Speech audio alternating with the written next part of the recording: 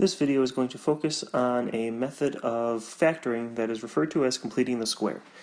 Now, we already have a pretty good method for dealing with quadratic problems, such as what you see below you, but this is a method that could be faster depending on if certain conditions are met. And this method does not work for everything, or at least not nicely for everything. And the conditions that we have to meet in order to use completing the square are first, the a term, the term that is with the x squared, or the variable squared term. This has to be 1. So we either have to have it be 1 originally, or be able to factor out whatever the constant in front of x squared is so that it becomes 1. If this is not 1, it could still possibly be done, but it's going to be a little more complicated. The second condition that has to be met, b, our middle term that has the single x variable. This has to be even. If it isn't even, you're going to start dealing with fractions, and it's really not going to be worth using completing the square. You're going to want to try some other methods, probably just the quadratic formula. So, like I said, completing the square, good method, can be faster than using the full quadratic formula, but we have to make sure that a is 1 and b is even. So now that I've said that, let's get into some problems where we use completing the square. To start off with, we're going to try this problem where we're told what a is, we're told what b is, but we're looking for some value of c that, if we put this in, makes this a perfect square trinomial. So the way we do this is relying all on the middle term. Okay, our middle term here is 10, so I'm going to put 10 down here.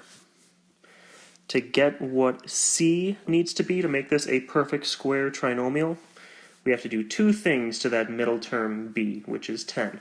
First, we have to divide it by 2.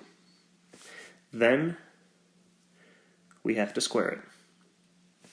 So, 10 divided by 2 equals 5, and 5 squared equals 25. So my perfect square trinomial then is x squared plus 10x plus 25. And why is this a perfect square trinomial?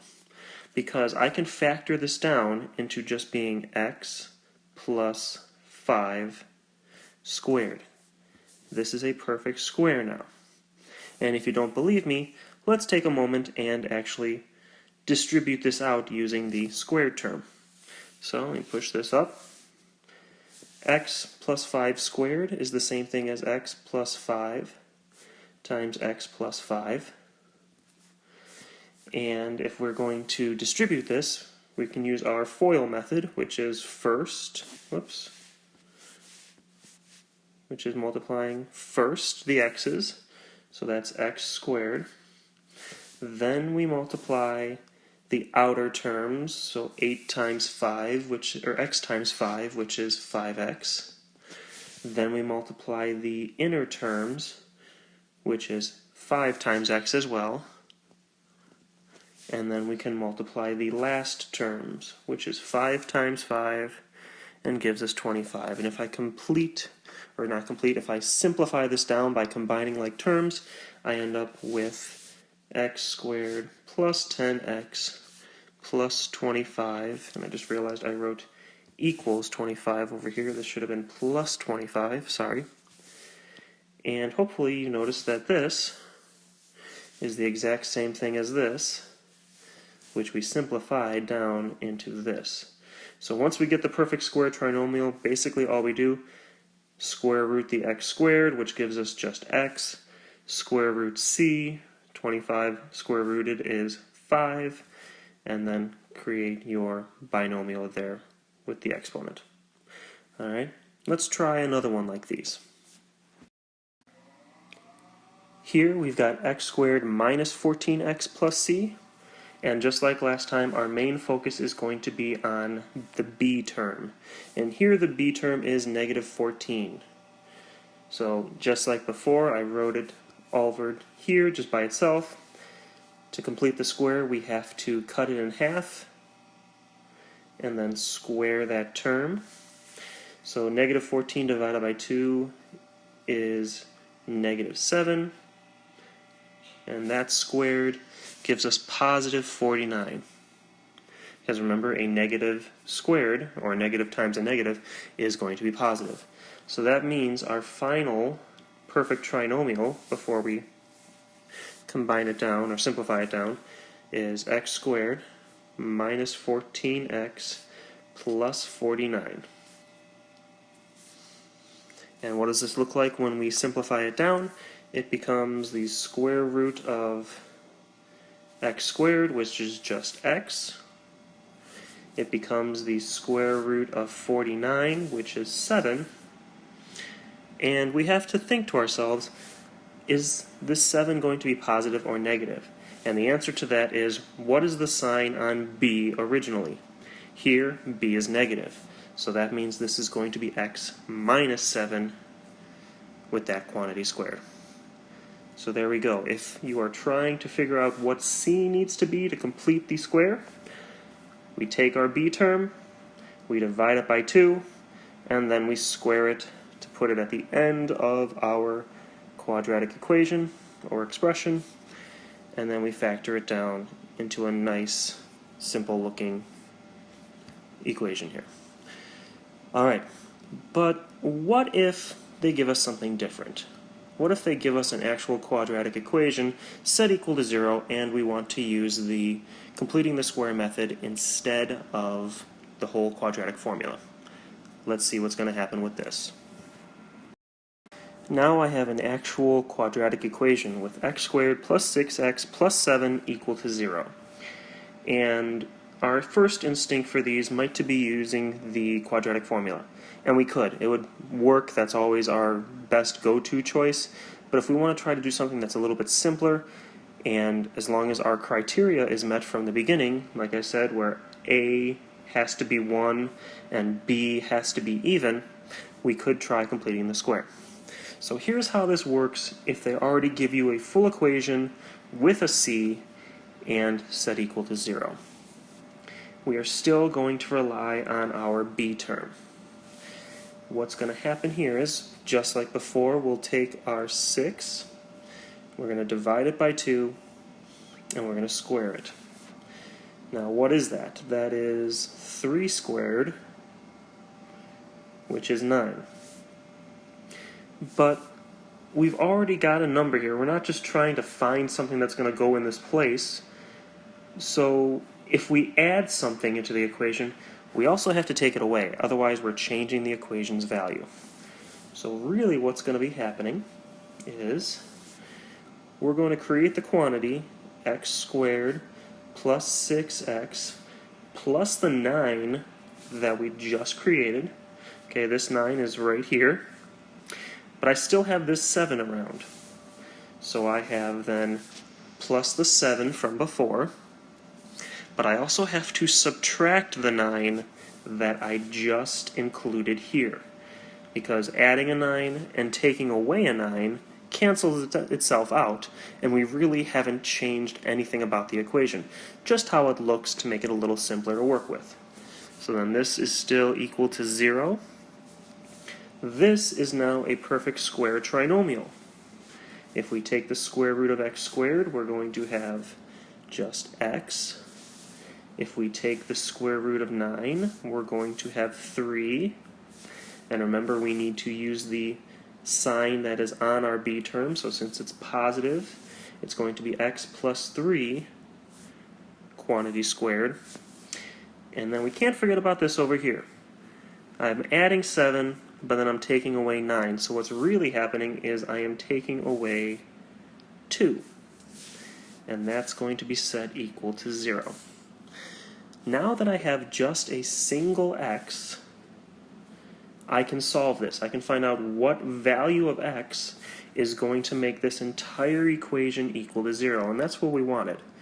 We could have used the quadratic formula, if we remember it, and done a whole bunch of work, but in some cases, some people think this is faster. So how can I solve for just x? Let me move this up. Well, we're just going to treat this as if it's any other algebraic problem.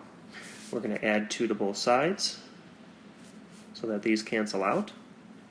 I now have x plus 3 quantity squared equals 2. I need to get rid of my exponent, so I'm going to take the square root of both sides. That's going to make the square cancel out. And on this side, I just have x plus 3 equals the square root of 2. And since this is the only thing over here, I really don't need these parentheses anymore, so I can get rid of them. And to do the final step and figure out what x is equal to, I need to subtract 3 from both sides. And also, don't forget that since we took a square root of both sides, we need to have this be plus or minus the square root of 2. So after we take away 3 from both sides, we're going to get our final answer, which is just x equals negative 3 plus or minus the square root of 2. And we're done. Seems like a lot, but if you get used to our completing the square method, it can actually go pretty fast, and in some cases faster than using the quadratic equation. Let's try another one just to make sure that we are getting a little more familiar with this method. Okay, for our final example here, because this video is getting a little long, we are going to be working with x squared minus 12x plus 4 is equal to 0. Our a is 1. Our b is even. It may be negative, but it's even. So we can use the completing the square method.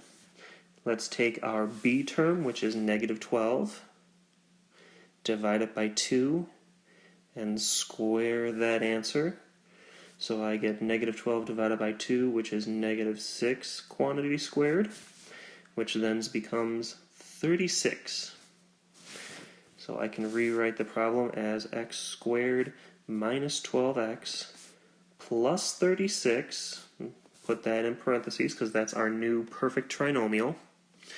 And then don't forget on the outside we have plus 4, but we also have minus 36 to balance out adding 36 into the equation. So we added 36, now we have to take it away. Since this is a perfect square, it will factor down to x from x squared, 6 from 36, and now remember you have to ask yourself, is this a plus 6 or a minus 6? And the answer to that is right above it, because our b term was negative, so it is a minus 6 quantity squared. And then we have plus 4 minus 36, so this is actually going to be minus 32 equals 0. Now, just like the last example, we have only one x, so we just treat this as a algebraic problem, get this x all by itself to solve for it. Well, we scoot it up, we can add 32 to both sides,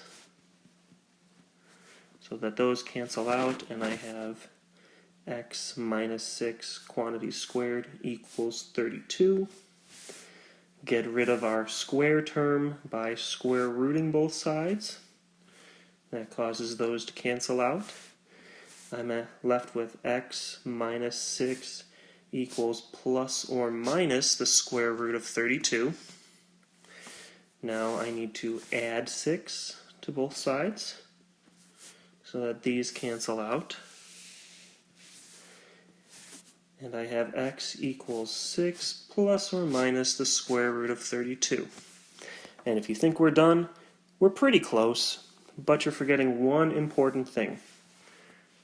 We have to reduce our radical.